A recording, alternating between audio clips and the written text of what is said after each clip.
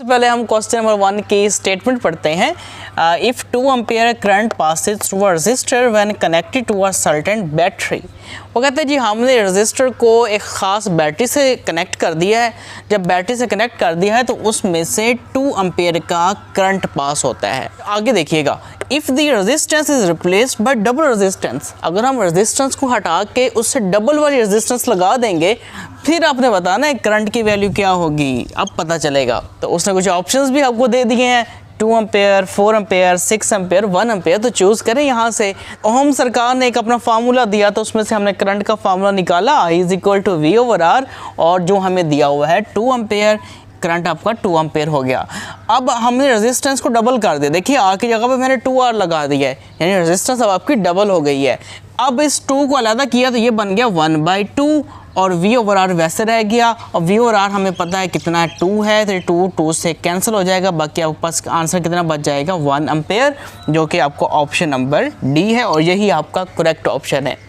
आपने कहावत सुनी होगी ना, खोदा पहाड़ निकला चूहा, बिल्कुल क्वेश्चन 2 वैसे ही है। दिखने में तो बहुत बड़ा लग रहा होगा जी, बहुत मुश्किल होगा, लेकिन बिल्कुल ही आसान है। स्टेटमेंट की तरफ चलते हैं।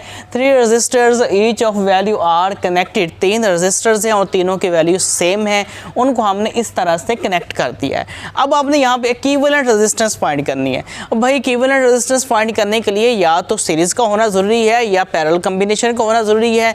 तो हमें पहले डिसाइड करना पड़ेगा कि ये सीरीज कॉम्बिनेशन है या पैरेलल कॉम्बिनेशन है। सबसे आसान तरीका ये होता है, आप सर्किट में चेक करें जो भी कॉम्बिनेशन दिया हुआ है, अगर कहीं पर रास्ते में करंट डिवाइड हो रहा है, उसकी ब्रांचेस बन रही हैं, तो वो पैरेलल कॉम्बिनेशन है। अगर करंट डिवाइड नहीं हो रहा, ब्रांचेस नहीं बन रही, तो वो सीरीज कॉम्बिनेशन है। चेक कीजिएगा, अगर करंट यहाँ से फ्लो करता है तो कहीं भी रास्ते में उसकी कोई ब्रांच नहीं बनती, बिल्कुल आपके पास सीरीज कॉम्बिनेशन है। अब सीरीज कॉम्बिनेशन में सिंपल हम रेजिस्टेंसेस को प्लस कर देते हैं, तो R+R+R, जो कि आपका हो गया 3R। आपका ऑप्शन ए करेक्ट है। क्वेश्चन नंबर 3 के स्टेटमेंट को इस तरह सेव करता है, आपके पास 3 रजिस्टर्स है R1, R2 एंड R3, तो उनको हमने इस तरह से कनेक्ट किया हुआ है। तो आपने ये बताना है कि इसकी इक्विवेलेंट रेजिस्टेंस क्या होगी। उसने कुछ ऑप्शंस दिए हैं A, B, C, D, तो इनमें से हमने अपना करेक्ट ऑप्शन चूज़ करना है। तो उसके लिए फिर हमें यहाँ पे सॉल्व करना पड़ेगा। तो चलिए सॉल्व करते हैं इसे। तो R2 और R3 देखें आपके पास दोनों पैरेलल कॉम्बिनेशन में है। देखिए अगर करंट यहाँ से आए Y की तरफ से, तो करंट यहाँ पे 2 ब्रांचेस में डिवाइड हो जाता है। इसलिए हमने बताया था जब करंट 2 रास्तों में डिवाइड हो रहा हो, करंट की ब्रांचेस बन रही हो, तो वो कॉम्बिनेशन पैरेलल कॉम्बिनेशन होता है। तो इसका मतलब है अब ये 2 रेजिस्टर्स पैरेलल में लगी हुई हैं। तो पहले इन दोनों का इक्विवेलेंट फाइंड कर लें। तो आपको पता है इक्विवेलेंट फाइंड करने का यही फार्मूला है ना, 1/R2 + 1/R3। इसका एलसीएम लेंगे R2 R3, देखें R2 से कैंसिल हो जाएगा, R3 बचा, R3 1 से मल्टीप्लाई हो जाएगा तो R3 आ जाएगा, और R3 से कैंसिल, R2 1 से मल्टीप्लाई हो गया, R2 आ जाएगा। तो अब दोनों साइड्स को उल्टा दें, इधर से RE ऊपर चला गया और 1 नीचे आ गया, इधर से ये ऊपर चला गया और ये नीचे आ गया। तो ये आपके पास इक्विवेलेंट रेजिस्टेंस आ गई R2 और R3 की। देखिएगा इन दोनों की जगह पर हमने एक ही रजिस्टर लगाई। जब वो इन दोनों की जगह पर एक ही रजिस्टर लगाई तो ये दोनों आपस में अब सीरीज कॉम्बिनेशन में हो गए, क्योंकि अब यहाँ पे करंट की ब्रांचेस नहीं बन रही। तो अब यहाँ पर सीरीज वाला फार्मूला लगेगा R1 और इसके दरमियान में आप सीरीज का फार्मूला लगाएं, सिंपल प्लस कर दें आप। जब इसका हमने एलसीएम लिया तो ये आपके पास इसका आंसर आ गया, जो कि आपका ऑप्शन नंबर है GC, और यही आपका करेक्ट आंसर है। तो क्वेश्चन नंबर 4 में देखते हैं क्या पूछता है। What will be the effect on the capacitance of capacitor. अच्छा, कैपेसिटर की कैपेसिटेंस के ऊपर क्या इफेक्ट होगा, कब भाई, if area of each plate is doubled, अगर हर प्लेट के एरिया को हम डबल कर दें। अच्छा और भी है, सबर करें, while the separation between the plate is half, और प्लेट से दरमियान सेपरेशन को हाफ कर दें, एरिया डबल कर दें, सेपरेशन हाफ कर दें। अब बताएं कैपेसिटेंस क्या होगी। तो ये उसने ऑप्शंस दिए, सेम होगी, 4 टाइम्स हो जाएगी, डबल हो जाएगी या आधी हो जाएगी। यहाँ पे कैपेसिटेंस का फार्मूला लगाएंगे A∈0/D। अपने एरिया को हमने डबल कर दिया, डिस्टेंस को हमने हाफ कर दिया, जैसा कि उसने हुक्म किया था हमसे। A2 मूव करके ऊपर चला जाएगा। जब बटे के नीचे बटा हो तो सबसे पहले नीचे वाली रकम जंप करके ऊपर चली जाती है। 2 बार कितना हो गया, 4 हो गया।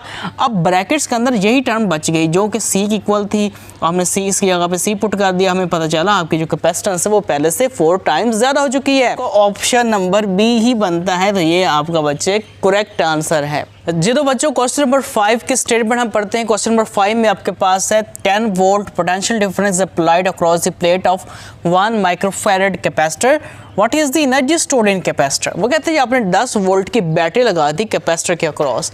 अब कैपेसिटर की वैल्यू है 1 माइक्रोफैरड।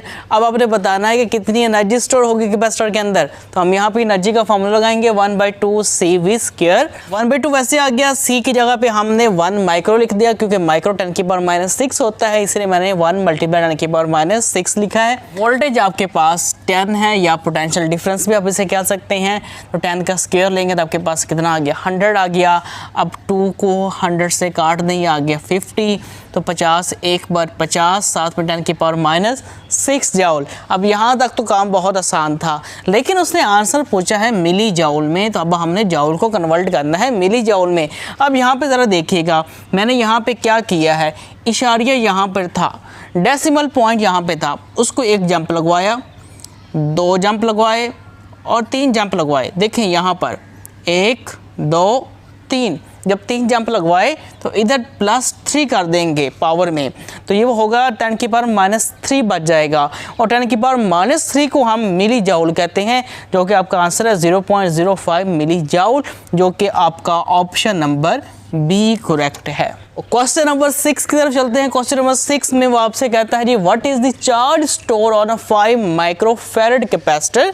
कितना चार्ज स्टोर होगा 5 माइक्रोफैरड कैपेसिटर के ऊपर। कब चार्ज स्टोर होगा, charge to potential difference of 12 volt. जब हम 12 वोल्ट की बैटरी से चार्ज करेंगे तो बताएं उसके ऊपर कितना चार्ज स्टोर होगा। तो सिंपली हम फॉर्मूला लगाएंगे Q = CV और C की जगह पे 5 × 10⁻⁻6 दिया हुआ है, हमने माइक्रो को 10⁻⁻6 में कन्वर्ट कर दिया और साथ में 12V की वैल्यू आ गई जो कि बैटरी की वैल्यू दी हुई है। तो 12 को हमने 5 से मल्टीप्लाई कर दिया जो हो गया 60 और फिर 10⁻⁻6 को हमने माइक्रो में कन्वर्ट कर दिया। आपका आंसर आ गया 60 माइक्रो।